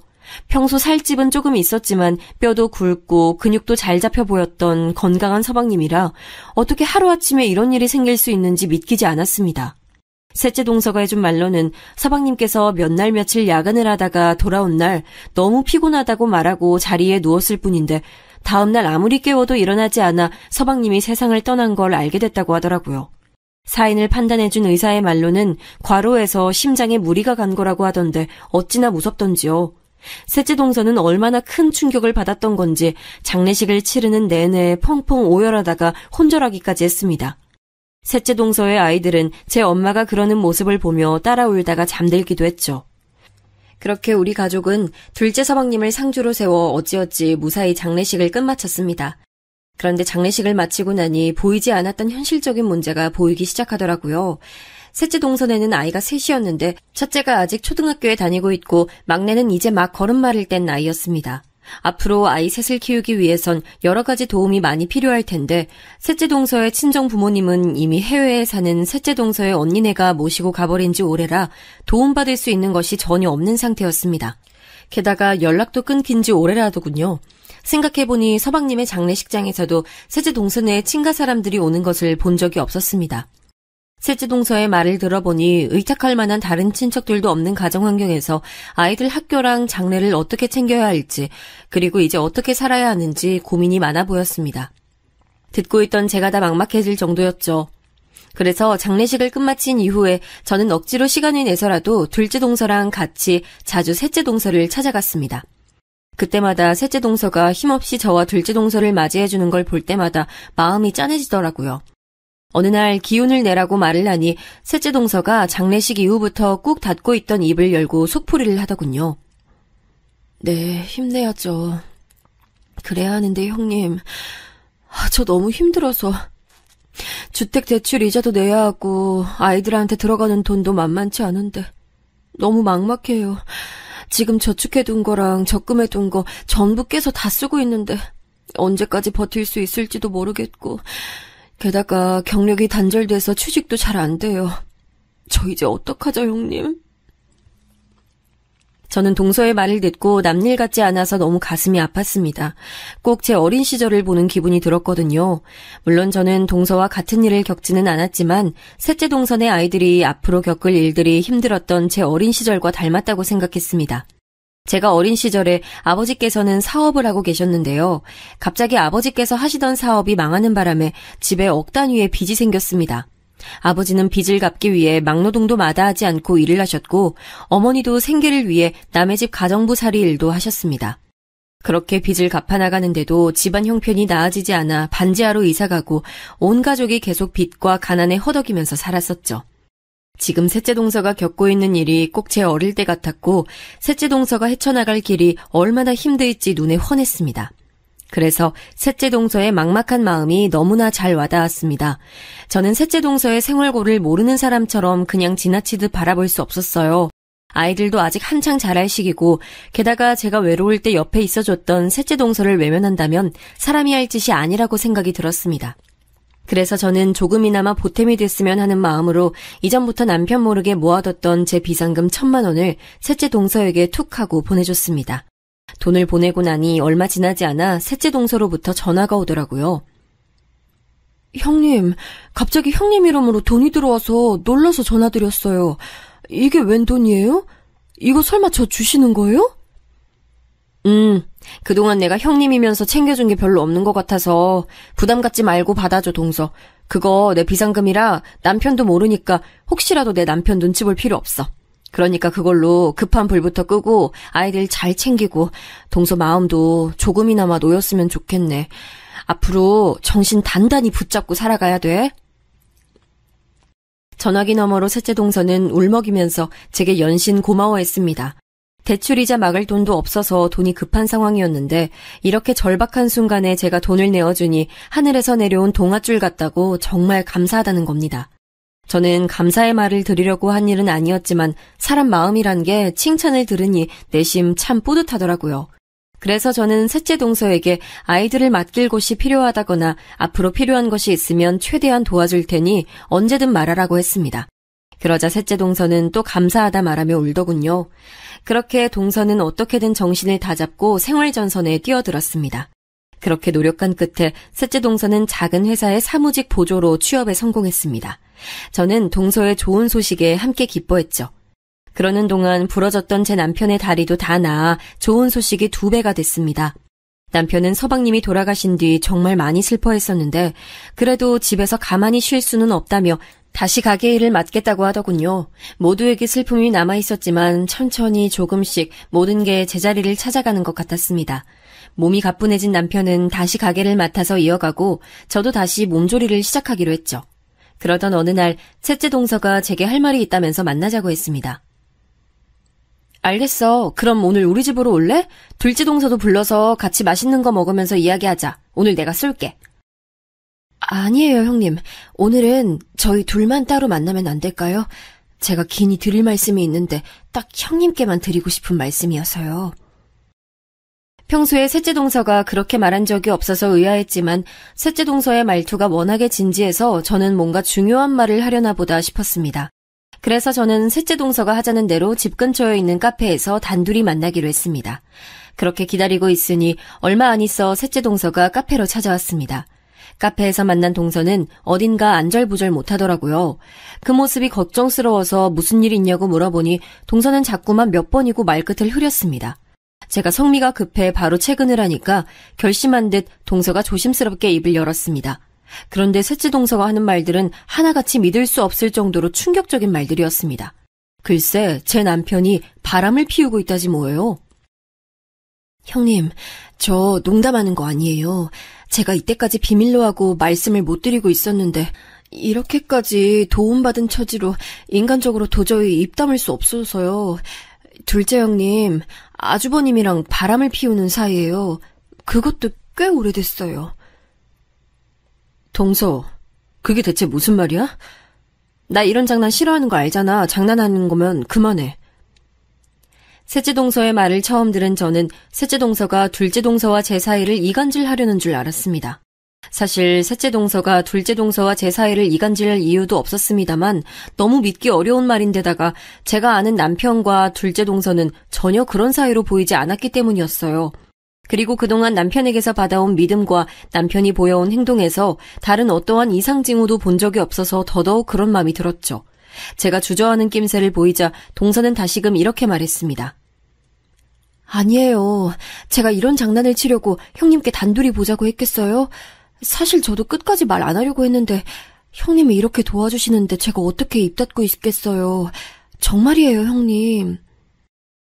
사실 셋째 동서는 매사에 진지하고 장난이 없는 사람이라 장난으로 이런 말을 하는 건 아닐 거란 생각이 머리에 있었습니다.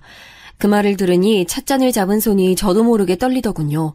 저는 차맛이 뭔지도 모른 채 한 모금 목을 축였다가 다시 동서에게 물어봤습니다. 그럼 내 남편이 둘째 동서랑 바람핀다는 게 정말이야? 동서는 그걸 어떻게 알았는데? 뭐라도 본 거야? 그렇게 확신해서 말하는 거라면 증거라도 있어야 되는 거 아니야? 안 그래? 그게 제가 가지고 있는 증거는 없어요. 하지만 형님, 제가 두 눈 똑똑히 보고 들은 게 있어서 말씀드리는 거예요. 믿어주세요. 그러면서 셋째 동서가 본인이 겪었던 일을 이야기해줬습니다. 이전에 셋째 동서는 둘째 동서랑 둘째 동서네 집에서 단둘이 티타임을 가졌다고 했습니다. 같이 한참을 웃으며 대화를 하던 도중 둘째 동서가 잠시 핸드폰을 두고 화장실에 갔었다네요. 셋째 동서가 할 일 없이 둘째 동서를 기다리고 있는데 동서의 핸드폰이 너무 울려서 우연히 핸드폰 화면을 뒤집어 봤다고 합니다. 둘째 서방님이 전화를 건 거라면 대신 전화를 받을 생각으로요. 그런데 화면에는 문자가 떠 있었는데 저장된 번호와 이름이 제 남편의 이름이었다는 겁니다. 그냥 문자인가 보다 하고 다시 핸드폰을 내려놓으려고 했는데 쓱 본 문자 내용이 누가 봐도 연인끼리 하는 대화 내용이어서 자기가 순간 둘째 서방님의 이름을 잘못 본 줄 알았답니다. 너무 놀란 셋째 동서가 다시 자세히 봤지만 분명 제 남편의 이름이었다는 거죠. 그런데 너무 집중해본 나머지 둘째 동서가 돌아온 줄도 몰랐답니다. 화장실에서 돌아온 둘째 동서는 셋째 동서의 손에서 휙 핸드폰을 낚아채 가더니 핸드폰 화면에 떠오른 문자를 확인하고는 셋째 동서를 아무 말 없이 바라보더라는 겁니다. 셋째 동서는 평소에 알던 둘째 동서의 얼굴이 아니라 사람 하나 죽일 것 같은 눈빛에 당황한 나머지 그대로 빤히 바라보기만 했다더군요. 그런데 아무 말 없던 둘째 동서가 머쓱하게 웃더라는 겁니다. 누가 봐도 상황을 무마시키려는 웃음이었지만 셋째 동서는 거기서 물어보지 않을 수가 없었다고 합니다. 형님, 방금 그 문자 뭐예요? 그거 큰 서방님이랑 주고받은 대화 맞죠? 동서, 그냥 못 본 척 해줘. 별일 아니니까. 내가 이렇게 부탁할게. 동서만 입 닫고 있으면 우리 모두 아무 문제 없을 거야.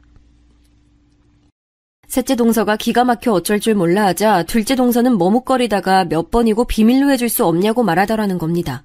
둘의 그런 사이를 묵인해야 하나 말아야 하나 고민하던 동서는 그냥 입을 다물기로 결정했다고 합니다. 왜냐하면 그때 그 일이 제가 남편과 결혼하기 전에 있었던 일이었기 때문이라고 하더군요. 그때 일 이후 셋째 동서 앞에서 둘째 동서가 본성을 드러내는 일이 잦아졌다고 합니다. 제 남편과 시시덕거리며 전화통화를 하기도 했다더군요. 동서는 제 남편이 결혼하고 나면 정신을 차릴 줄 알았다고 했습니다. 그런데 아직도 둘이 그런 짓거리 하는 것을 알게 돼서 제게 말을 할까 말까 많이 고민했다고 하더라고요. 저는 그 말을 듣고 정신이 아득해졌습니다. 하지만 한편으로는 셋째 동서가 잘못 알고 있는 게 아닐까 생각했습니다. 왜냐하면 저와 결혼하기 전이었으니 남편과 둘째 동서가 이제는 그런 해로운 관계를 끊어내고 정말 평범한 가족처럼 지내고 있을지도 모른다는 희망이 있었기 때문이었죠. 더욱이 제 눈으로 본 것도 아니니까 동서의 말을 믿을 수가 없었습니다. 그래서 저는 고민하다가 부탁했습니다. 일단은 알겠어, 동서. 내가 더 자세히 알아볼 테니까 이 일은 다른 사람에겐 말하지 말아줘. 알았지? 내가 다 알아보고 난 다음에 어떻게 할지 결정할게. 네, 알았어요, 형님. 저는 형님께서 제게 너무 잘해주셔서 숨기면 인간의 도리가 아니라고 생각해서 말씀드린 거예요. 이런 심란한 이야기 들려드려 죄송해요. 저는 동서의 사과를 듣는 둥 마는 둥 하며 자리를 파했습니다. 그리고 곧장 집으로 돌아갔어요. 셋째 동서와 카페에서 헤어진 뒤 어떻게 집으로 돌아왔는지도 잘 기억이 나지 않아요. 그렇게 골목길을 터덜터덜 걷고 있는데 공교롭게도 둘째 동서가 남편이랑 같이 집으로 돌아오고 있는 걸 딱 보고 말았습니다. 저는 방금 나눈 대화가 기억이 나 당황하면서 둘에게 물어봤어요. 여보, 이 시간에 어쩐 일이야? 아직 일하는 시간 아니야? 아, 오늘 손님 없어서 일찍 닫고 들어오던 중이었는데 재수씨랑 요 앞에서 딱 만나서 같이 오던 중이었어. 이전이라면 고지고대로 믿었을 텐데 그날따라 그 말이 이상하게 들리더라고요. 한가한 철이 되긴 했지만 남편이 가게에 손님이 없다고 가게를 일찍 닫고 들어오는 일은 손에 꼽았습니다. 게다가 둘째 동서도 별 이유 없이 찾아오더라도 제게 꼭 연락을 먼저 하고 찾아왔었거든요. 그런데 저는 동서에게 받은 연락도 없었고 남편에게도 일찍 들어간다는 연락을 받은 적도 없었습니다. 저는 마음속에 떠오른 의심을 숨기려 애써 표정 관리를 하면서 남편과 동서와 같이 집으로 들어갔습니다. 여느 날처럼 3명이 모였으니 치킨에 맥주 한잔 하자는 남편의 제안에 원치 않았지만 술도 한 잔씩 했죠. 원래 저는 맥주 한 병 정도면 취하는데 그날은 마음이 곤두서 있어서 그런지 잘 취하지도 않았습니다. 그리고 그날따라 동서가 남편 보고 웃으면서 어깨를 가볍게 때리는 모습이나 자연스럽게 남편 옆에 자리 잡고 앉아있는 것, 그리고 닭고기 살을 발라내어주는 것까지 이전엔 잘 보이지 않았던 게 보이기 시작하는 거예요. 둘이서 한참을 그렇게 떠드는 걸 억지로 웃으면서 보고 있자니 속이 메스꺼리더군요. 그러다 맥주 3병쯤 나눠 마셨을 때 동서가 제게 말했습니다. 아, 형님, 오늘따라 술기운이 왜 이렇게 빨리 올라오죠? 저 오늘도 여기서 자고 가도 되죠? 안 될 게 뭐 있어. 조금 있다가 이불 펴줄 테니까 거기서 자고 가. 평소에도 동서는 남편이랑 저랑 같이 술 한잔하면 여기서 자고 아침 식사까지 하고 가는 일이 빈번했습니다. 사실 둘째 서방님은 3교대 근무라 밤에 집에 없을 때가 많았어요. 그래서 둘째 동서가 무섭다고 할 때가 많아 제가 먼저 남편에게 여기서 재워서 보내자고 한 적도 있었긴 했죠. 그날은 동서에게 그냥 집에 가서 자라고 하고 싶었지만 셋째 동서에게 들은 이야기를 확인해보고 싶었습니다. 식사 후 뒷정리를 하는 동안 남편은 동서에게 이불을 펴주겠다고 했고 저는 피곤하다는 남편에게 먼저 자도 된다고 했습니다. 그렇게 남편도 침대에서 잠들고 동서도 잠이 들었지만 저는 잠을 이루지 못했죠. 확인할 게 있었기 때문입니다. 저는 몰래 자고 있던 둘째 동서의 핸드폰을 확인했는데 비번이 안 걸려 있어서 쉽게 확인할 수 있었습니다.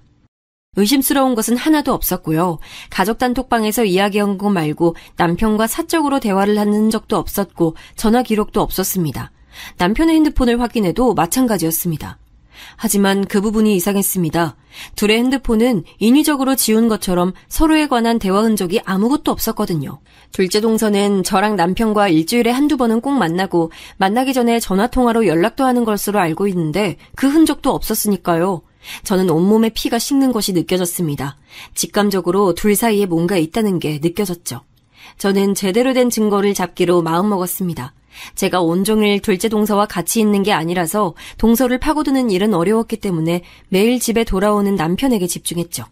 남편에게 특별한 흔적이 있나 없나 확인도 하고 몰래 핸드폰을 확인하고 그랬습니다. 그러는 동안에도 저는 셋째 동서가 잘못 알고 있는 거면 좋겠다고 생각했죠. 사랑하는 사람을 계속 의심하는 것은 무척 괴로웠어요. 게다가 남편은 연인 시절에도 일체 의심스러운 행동을 한 적이 없었고 결혼 후에도 마찬가지였거든요. 그렇게 믿음직스러운 남편이 정말로 바람 피웠을 리 없다고 확인하고 싶었던 것 같습니다. 그래서 남편에게서 의심스러운 정황을 전혀 찾을 수 없을 때 저는 오히려 안도했습니다. 그래, 남편이 어떻게 자기 남동생 아내랑 바람을 피우겠어. 짐승이 아니고서야. 그러나 제 이런 믿음을 송두리째 무너뜨리는 일이 결국 발생했습니다. 어느 날 남편이 친구들과 술자리를 가지고 밤늦게 돌아왔어요. 술독에 빠졌다가 나온 듯이 엄청나게 취해서는 씻지도 않고 침대에 누워 자길래 옷이라도 갈아입히려고 벗기고 있었습니다. 그런데 바지가 양쪽으로 묵직해서 이게 뭔가 하고 꺼내봤더니 똑같이 생긴 핸드폰 2개가 나오는 거예요. 순간 이게 뭔가 싶어서 핸드폰을 양손에 들고 번갈아 보고 있었는데 갑자기 핸드폰 하나에 전화가 왔습니다. 핸드폰 화면에는 내 사랑이라고 떠 있었죠. 그때 저는 핸드폰 벨소리에 남편이 깰까봐 두 손에 핸드폰을 꽉 쥐고 거실 화장실로 뛰어나갔습니다. 핸드폰으로 오던 전화는 금방 끊어졌고 잠시 뒤 화면에 메시지가 떴습니다. 자기야, 잘 들어갔지? 오늘 너무 즐거웠어. 푹 자고 일어나면 연락해? 메시지를 본 순간 저는 이게 남편이 숨겨뒀던 핸드폰인 것을 본능적으로 알아차렸습니다. 남편에게는 제가 모르는 핸드폰이 한 개 더 있었던 거죠. 그동안 다른 흔적을 찾을 수 없었던 게 이유가 있었던 겁니다. 저는 떨리는 손으로 핸드폰을 살펴봤죠. 핸드폰에는 4자리 비밀번호가 걸려 있었어요. 거기서 저는 혹시 하는 마음으로 떠오른 번호를 눌러봤습니다. 놀랍게도 핸드폰의 잠금이 풀렸고 저는 그만 화장실 바닥에 주저앉아 울음을 터뜨렸습니다. 제가 누른 숫자가 뭐였는지 아세요? 바로 둘째 동서의 생일이었습니다. 남편과 저는 항상 핸드폰 비밀번호를 상대방의 생일로 해뒀어요.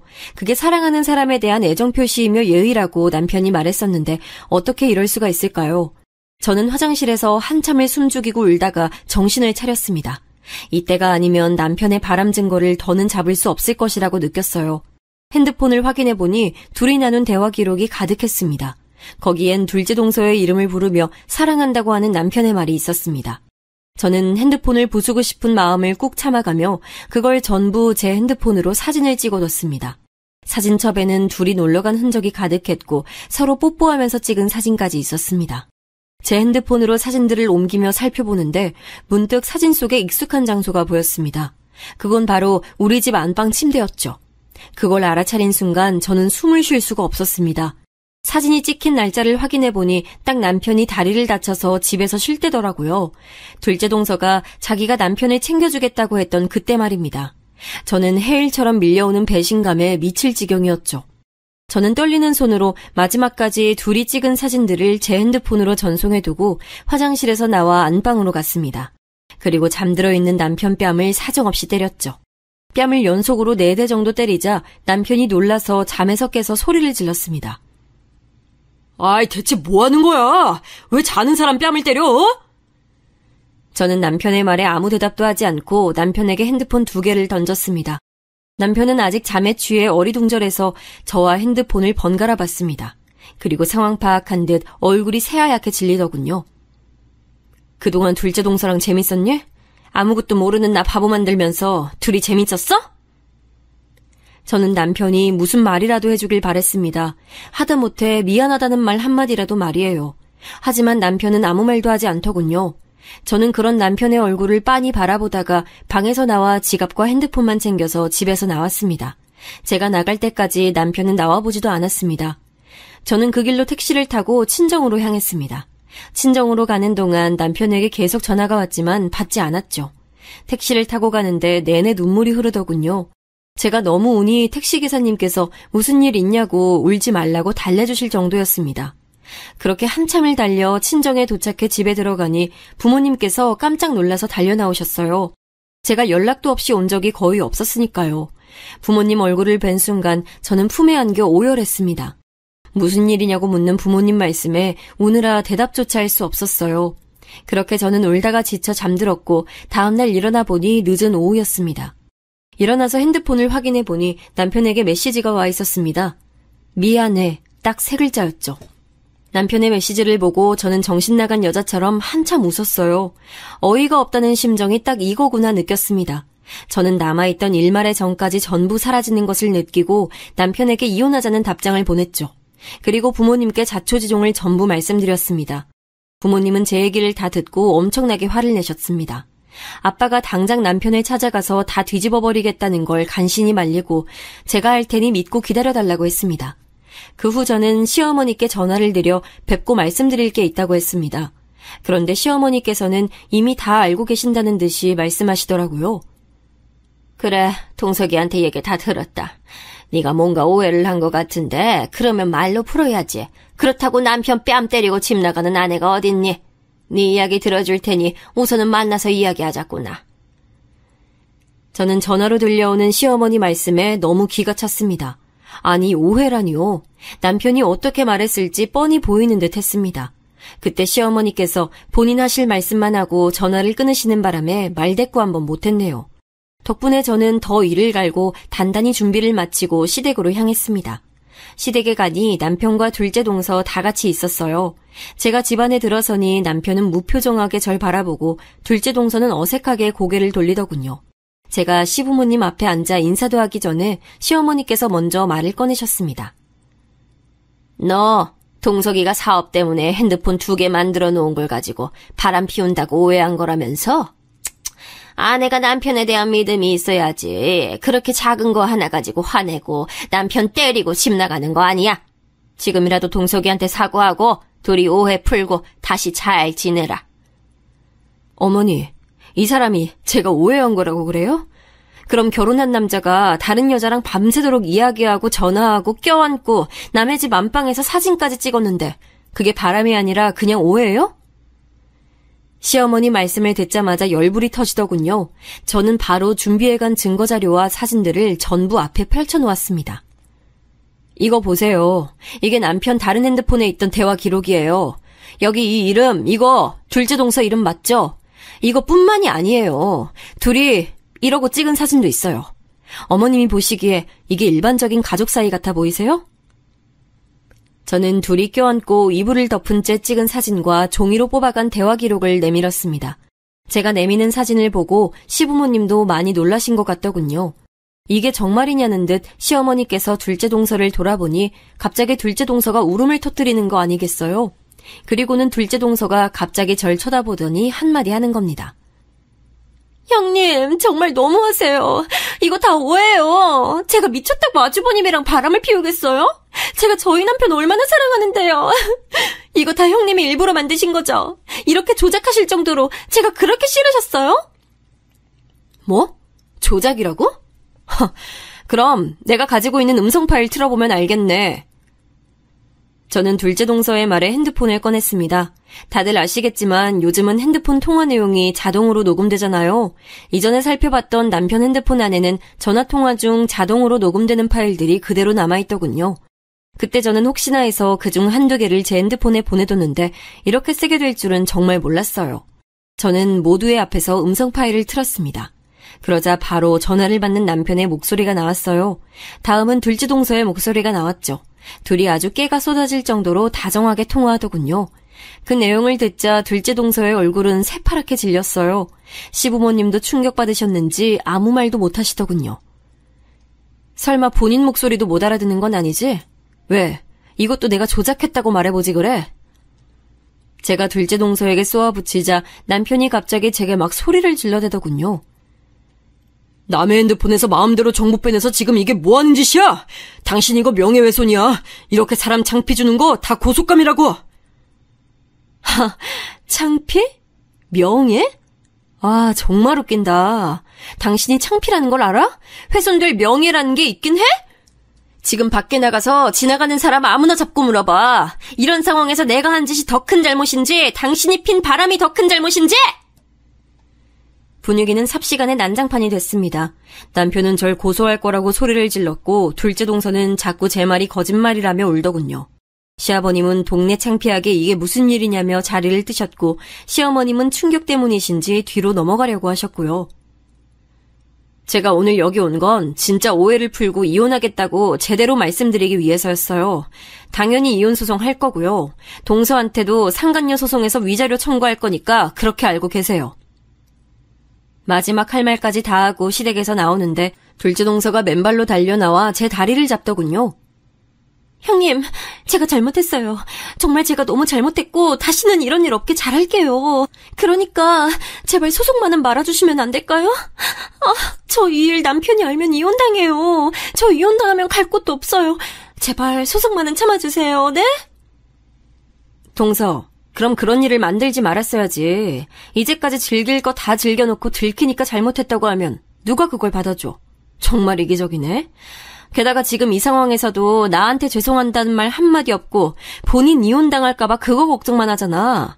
나 소송 반드시 할 거야. 그래서 끝까지 갈 거니까 그렇게 알아. 저는 계속 저를 잡는 둘째 동서를 뿌리치고 시댁에서 나와버렸습니다. 동서가 바닥에 주저앉자 남편이 와서 동서를 부축해주는데 정말 속이 뒤집히더군요. 그 다음날 저는 모든 증거 자료를 취합해서 둘째 서방님의 직장으로 보냈습니다. 서방님은 아무 잘못도 없겠지만 둘째 동서를 생각하니 열불이 나서 얼굴을 마주하고 싶지 않더라고요. 그리고 저는 친정에서 머물면서 부모님과 같이 바로 변호사를 만나 남편에 대한 이혼 및 위자료 소송과 둘째 동서에 대한 상간녀 위자료 소송을 동시에 준비했습니다. 법원에서 받아주지 않겠지만 어디 한번 마음 좀 졸여보라고 위자료 액수도 아주 높게 적어서 냈어요. 며칠 뒤 소장을 받았는지 남편에게 연락이 왔습니다. 우리 어머니랑 아버지 네가 보낸 이혼 소장 받아보시고 잠도 못 자고 너무 힘들어하신다. 너 이런 사람 아니었잖아. 우리 그냥 협의 이혼으로 가면 안 될까? 남편 말을 들으니 머리가 돌아버릴 것 같았어요. 그럼 우리 부모님은요? 본인 부모님만 부모님인가요? 저희 부모님도 제가 울면서 친정에 왔던 날부터 이혼 준비하느라 변호사 만나러 다닐 때까지 잠도 잘 못 주무시고 제 걱정하느라 얼마나 고생하셨는데요. 네 부모님 잠 못 자고 힘들어하시는 게 내 탓이니? 인간으로 태어나서 인간 말종짓한 네 탓이지. 네 부모님이 걱정되면 나한테 전화하지 말고 그 시간에 잘 보살펴드려. 남편에게 한마디 하고 전화를 끊으니 바로 시어머니에게서 전화가 오더군요. 꼭 이렇게까지 해야겠니? 내가 잘 타이를 테니 다시 한 번만 생각해봐. 남자가 살다 보면 바람 한두 번쯤은 필 수도 있다. 그래도 다들 참고 살아. 그러니 너도 다시 한번 생각해봐라. 그래도 그동안 너한테 참 잘하지 않았니? 우리 동석이만한 남자가 또 없어. 아니요, 어머니. 세상 모든 남자가 바람 피우진 않아요. 그랬다면 시아버님도 피셨게요. 그리고 길 가다가 아무 남자나 잡아도 전부 남편보다 나을걸요? 저는요, 이제 남편의 어떤 것도 믿을 수가 없어요. 제 결정엔 변함 없을 테니까 다신 이런 전화하지 마세요. 저는 아직도 시어머님 말씀이 머릿속에 남아있어요. 어떻게 그렇게 말씀하시는지 모르겠더라고요. 제가 시어머니 딸이었어도 그렇게 말씀하셨을까요? 둘째 동서도 마찬가지였어요. 서방님께서 제가 보낸 증거자료를 보고 이혼하겠다고 했다며 절 찾아와서는 뭐라고 했는지 아세요? 형님, 저 남편이 이혼하재요. 이게 다 형님 때문이에요. 형님이 윗사람의 마음으로 너그럽게 넘어가 주셨다면 제가 이혼당하지 않았을 거고 다 평온했을 거 아니에요. 지금이라도 저희 남편한테 가서 이거 다 거짓말이라고 한마디만 해주시면 안 돼요? 이게 말이 되나요? 저는 둘째 동서의 말에 절대 안 된다고 하고 당장 나가라고 했지만 둘째 동서는 제가 둘째 서방님에게 말해줄 때까지 안 나갈 거라면서 버티더군요. 그래서 112에 전화해서 끌어냈습니다. 안 나간다고 얼마나 고래고래 소리를 지르던지 그날 귀가 떨어지는 줄 알았어요. 이후론 연락도 안 오고 찾아오지도 않아서 그렇게 일단락됐다고 생각했죠. 그런데 생각지 못했던 다른 복병이 있었던 거예요. 바로 둘째 동서 부모님이었어요. 연락 오신 두 분은 제게 꼭 한번 만났으면 한다고 간곡하게 말씀하셨습니다. 처음에 저는 두 분을 만날 일이 없다고 거절했지만 몇 번이나 연락해서 만나서 할 얘기가 있다고 하시길래 도대체 무슨 말을 하실지 궁금해서 만나뵈러 나갔습니다. 약속 장소로 가니 둘째 동서와 어르신 두 분이 계시더군요. 이야기 많이 들었어요. 내가 자식을 잘못 키워 미안합니다. 내가 대신 사과할 테니 우리 애 한 번만 용서해주면 좋겠습니다. 지금 그쪽에서 보낸 소장이랑 얘 남편도 이혼 소송한다고 난리라. 합의해주면 안 될까요? 저는 그 이야기를 듣자마자 둘째 동서를 쳐다봤습니다. 동서는 아직도 제가 잘못했다고 생각하는지 저를 째려보더군요. 죄송하지만 그렇게는 안 될 것 같습니다. 입장 바꿔서 두 분의 딸이 제 입장이라면 이러실 수 있으세요? 저도 동서 때문에 가정을 잃고 지금 정신적인 피해까지 입었어요. 그런데 제가 어떻게 용서를 할 수 있겠어요? 그러지 말고 이 돈 받고 생각 바꿔주면 안 되겠어요? 아니, 세상에 안 되는 게 어디 있어요. 한 번만 다시 생각해줘요. 어르신은 갑자기 가방 안에서 두툼한 종이봉투를 꺼내서 제 손에 쥐어주셨습니다. 저는 제 손에 봉투가 닿자마자 너무 역겨워서 그대로 봉투를 바닥에 던져버렸죠. 지금 제가 받은 피해를 돈으로 어떻게든 하실 수 있을 거라고 생각하신 모양인데 잘못 생각하셨어요. 저 절대 합의해줄 생각 없습니다. 오히려 동네방네 소문나서 평생 얼굴도 못 들고 다녔으면 좋겠거든요. 아니, 이게 무슨 경우 없는 짓이에요. 사람이 정의를 보였으면 받는 신용이라도 해야지. 그리고 솔직히 바람난 게 내 딸 잘못만도 아니지. 막말로 남편한테 얼마나 못했으면 바람이 났겠어요. 이런 성질머리 보니 딱 보이네 보여. 그래서 그쪽 따님은 얼마나 못났으면 제대로 된 남자를 못 만나고 남의 남자랑 몰래 바람이나 피우고 살았대요? 그런 걸 뭐라고 하는 줄 아세요? 첩살이라고 해요. 되게 잘난 따님은 겨우 내 남편 첩이었던 거라고요. 첩?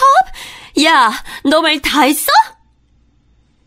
그동안 꿀먹은 벙어리처럼 앉아있던 둘째 동서가 제 말에 약이 올랐는지 소리를 빽 지르더군요. 저는 그러거나 말거나 할 말 다 했으니 간다고 말하고는 휙 나와버렸네요. 그렇게 나와 친정으로 돌아가는데 내내 두 어르신이 생각났어요. 딸을 위하는 마음으로 절 만나러 나오셨을 텐데 아마 원하시는 대로 되진 않으셨겠죠. 그런데 그게 정말로 딸을 위한 거였을까요? 아무리 자식을 사랑해도 잘못된 길로 가면 바로 잡아주는 게 맞다고 보는데 말이죠. 그런 일들이 있고 난 후에도 남편과 시댁 그리고 둘째 동서는 계속 제게 연락을 해왔습니다. 법원에서 만날 날이 다가오니 불안해서였을까요? 하지만 저는 전혀 받지 않았고 변호사를 통해서 무조건 법대로 할 거라고 제 의사를 전달했습니다. 그리고 모든 것이 법대로 처리가 완료된 날 오랜만에 답답한 마음이 뻥 뚫리는 기분을 느낄 수 있었어요. 이제 모든 게 끝났다는 생각에 마음이 편안하면서도 한편으론 쓸쓸했습니다. 왜 하필 제게 이런 일이 일어났을까 자책도 하고 울기도 많이 울었죠. 하지만 한편으로는 더 늦기 전에 알아서 다행이라는 생각이 들었어요. 셋째 동서가 말해주지 않았다면 저는 아직도 모른 채로 남편과 같이 살고 있었겠죠. 하지만 이 일 때문에 저는 사람을 못 믿게 됐어요. 그렇게 믿음직스러운 남편도 결국 바람을 피우고 있었고 정말 좋은 사람이라 생각했던 둘째 동서는 남편과 같이 저를 속이고 있었고요. 셋째 동서는 둘의 비밀을 말해줘서 고맙긴 했지만 사실 제게 계속 숨기고 있었던 거잖아요.